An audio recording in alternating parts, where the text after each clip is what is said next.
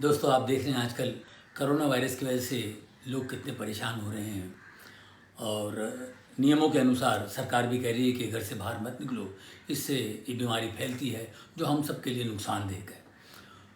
तो घर में बैठे बैठे भी हम लोग कभी कभी बोर हो जाते हैं। कुछ लोग बहुत ज़्यादा बोर हो जाते हैं कि घर में कितना बैठे हैं यार, कितना समाचार सुने, कितनी पिक्चरें देखें, कितना एक दूसरे के चेहरे देखते रहेंगे।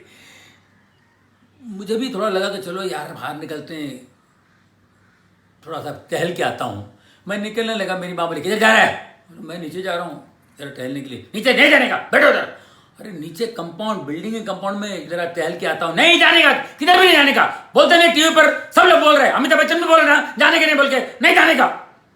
चुप बैठो, चुप बैठो। हाँ चुप बैठेगा, मेरे पेट में 9 महीने कैसे चुप बैठा? बैठो उधर।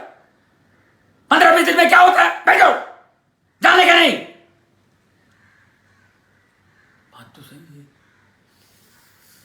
बाकी दोस्तों, चुपचाप घर में बैठने में भलाई है, अपने लिए, औरों के लिए, सबके लिए। बाहर मत जाइए।